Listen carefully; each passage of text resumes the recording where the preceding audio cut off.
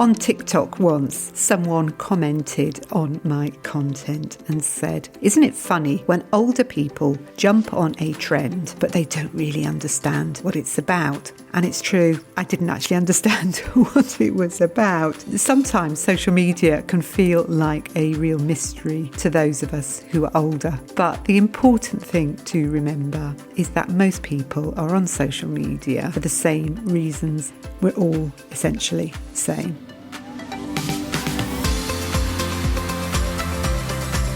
Welcome to Good Enough Counsellors, the podcast for growing a private practice without the pressure to be perfect. I'm Josephine Hughes, counsellor and creator of Therapy Growth Group, helping you get the clients you want and create the practice of your dreams.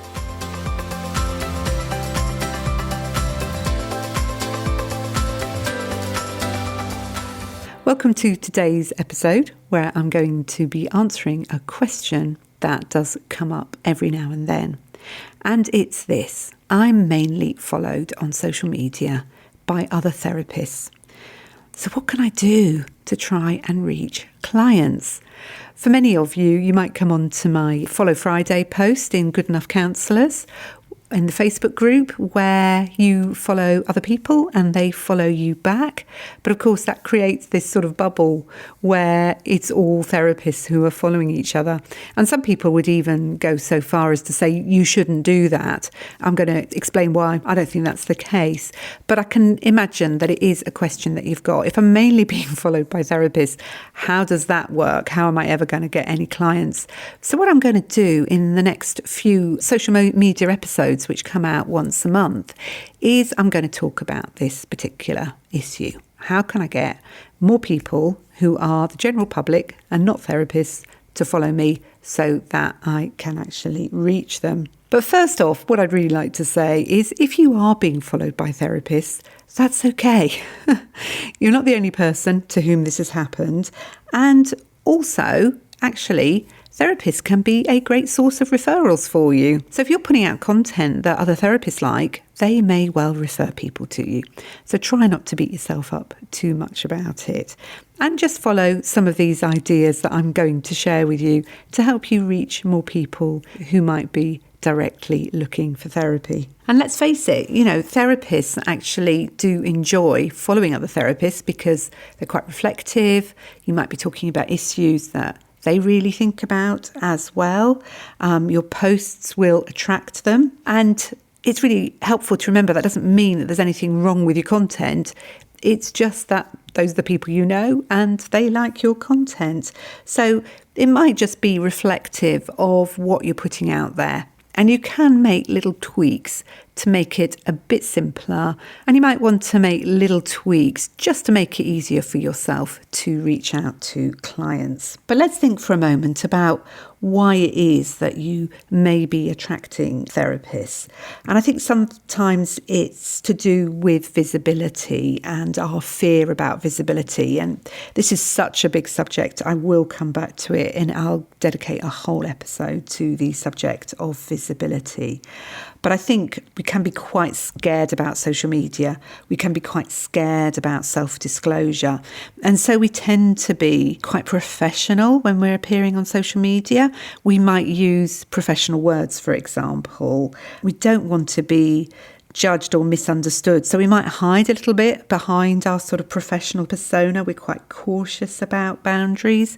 We might slip into therapist language without noticing. And quite understandably, we want to appear competent and we don't want to make mistakes.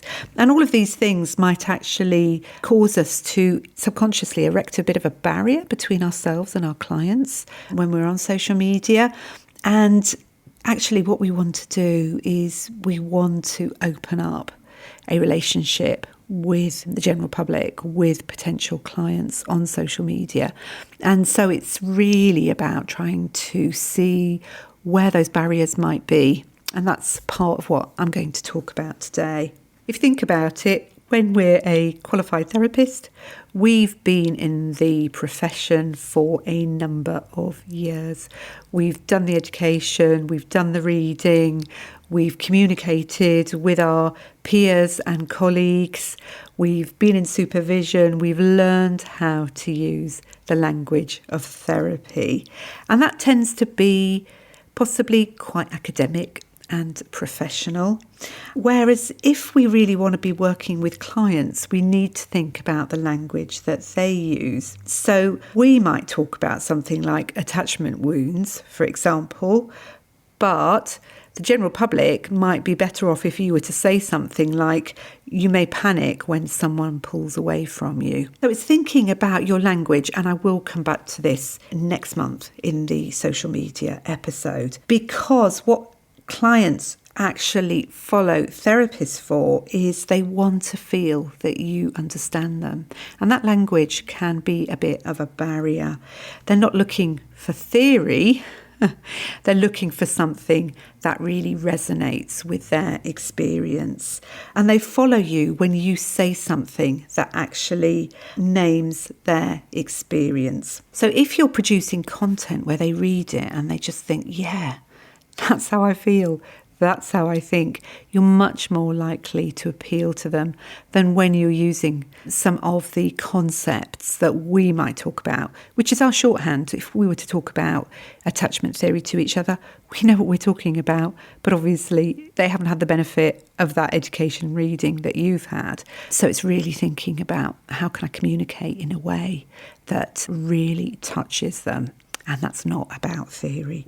We tend to hide behind that professional persona, but clients follow us because they feel seen in what we're saying, not because they feel impressed by our professional qualifications and language. It really does act as a bit of a barrier. So it's really important to think about visibility, to think about, am I trying to hide away a little bit because I feel a bit scared? I feel a bit scared about being judged. And we're often thinking, this is the ironic thing, is that we're attracting therapists, and that might make us even more cautious about what we say because we're worried about what other therapists are going to think if we self-disclose, for example, or, if we say something simply, am I dumbing it down?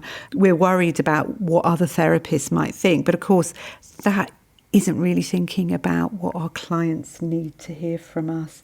And it's perfectly natural, isn't it? Of course, one of the things that we're on social media for is to make connections, and we would like to connect with our peers as well. So obviously we are going to be a bit worried about visibility. We're often quite sensitive people, and we do worry about getting something wrong, especially in public.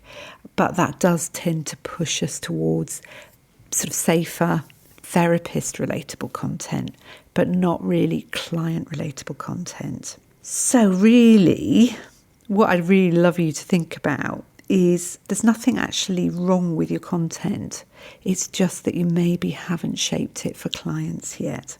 And in the next episode, I'll actually talk about those practical shifts that you can make so that your content actually reaches the people you really want to help. So look out for that in the February social media episode. Right, so what I'd like to give you now are some ideas as to what you could post in February that is actually to do with clients. So what I've done is I've looked at what's coming up on social media, and I've tried to divide it into themes for you. And you could do either one of these themes over the whole month, or you could do a week dedicated to each of these themes, or even you could do something on this theme. All themes, you do 4 different posts in a week. So let me tell you what they are. Theme 1 is talking about your feelings and about reaching out for support. The reason I'm bringing up this particular subject, because obviously talking about feelings and encouraging people to reach out for support is something probably we do most months. But this month is actually Time to Talk Day, and that's on the 5th of February. And also it's Children's Mental Health Week, which is something that Place to Be promote. And that's on the 9th to the 15th of February. So with those dates in mind, it really is worth thinking about why talking about problems can be helpful and how it supports people's mental health, because obviously that's what we do as therapists. So it'd be really good to hop onto that Time to Talk Day. It will be a national conversation. You can look up details of it on the various mental health charities. For example, Mind have got a page on it. So hop onto that day. Be part of the conversation, because the message will be getting out there to a lot of people. So it's a really great time to talk about what you do, how you support people, why talking is really helpful. And even you could talk about why talking to a real person as opposed to AI is actually really helpful too. I had a message from someone recently and they were saying, what is it? What can I do? Surely people are finding AI so helpful. How can I compete with it? It's there, it's free. How can I compete with it? And I think it's really about showing how AI can't intuit what you're thinking. It's not as effective as being with someone who might just be there while you sob your heart out, and who is a real human person who shows you that you're not alone. That isn't something that AI does very well. So talk about why talking to someone real, a human, and having that sense of human companionship is so, so important to healing. Right, second theme is all to do with love and loneliness and all the ways we connect. Because obviously the February is going to be Valentine's Day. The shops are going to be full of pink hearts, aren't they? And everybody's going to be trying to sell stuff. So if you're not in a partnership, you might be impacted by that. And it's really helpful to remember that the 15th of February is actually Singles Awareness Day. So that could be something that you talk about in your social media. But you could talk about the pressure that's there around Valentine's Day, because this idea that it's all about romance. I mean, that's lovely, it's fun. But let's face it, relationships aren't just about romance, and there's a lot of pressure on people, and it can make people feel less than because they haven't got this picture perfect relationship, this Instagrammable relationship. And let's face it, there's going to be a lot of it out there on social media. So, be real with people, talk about the difficulties, talk about how hard it is, and how therapy can really help. Whether you're a couples therapist or whether you see individuals, you can still help people with relationships. And it's also another important week, which is Aromantic Spectrum Awareness Week from the 15th to the 23rd. So again, that's something that you could bring in just to show how different people are, and that this expectation around Valentine's Day is just a way of marketing cards and meals and pretty things.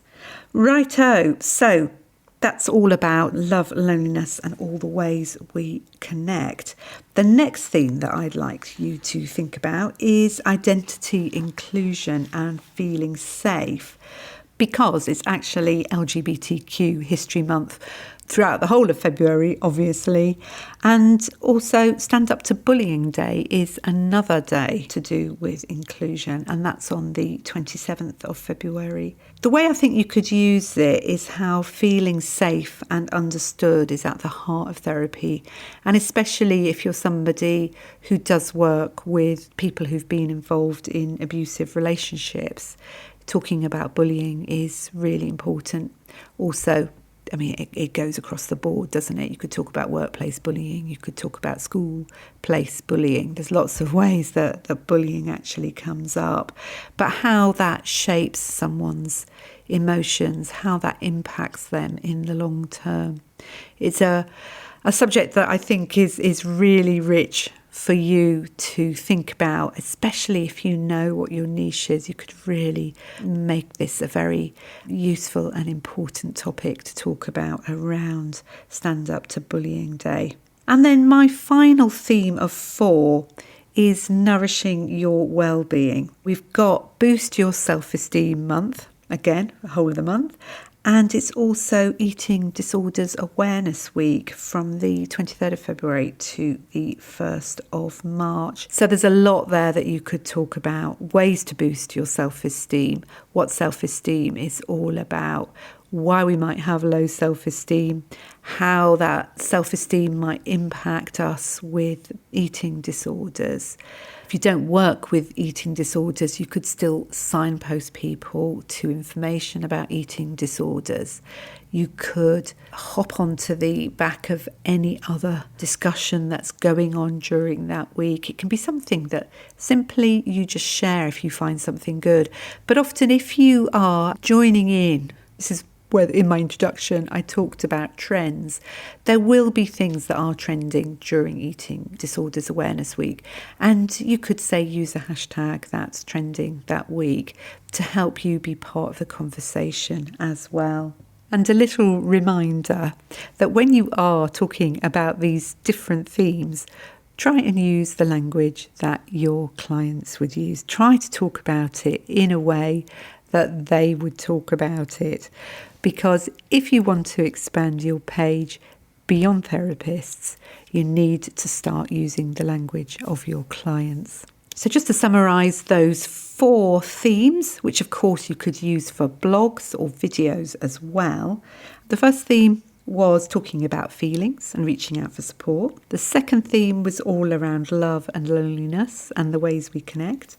The third theme was about identity, inclusion and feeling safe. And the fourth theme was about nourishing your well-being. And overall, what we've talked about in this episode is if you want to reach outside therapist audience, try and use the language of your clients. Provide them with that warmth, connection, encourage them that they're not alone, and you'll begin to find more of them will follow you. So that's it. Thanks very much for listening. Listen out to next month's social media episode where I'll go into a bit more detail about that. Bye for now. Thanks for listening. Do come and join my Facebook community, Good Enough Counsellors. And for more information about how I can help you develop your private practice, please visit my website, josephinehughes.com. If you found this episode helpful, I'd love it if you could share it with a fellow therapist or leave a review on your podcast app. And in closing, I'd love to remind you that every single step you make gets you closer to your dream. I really believe you can do it.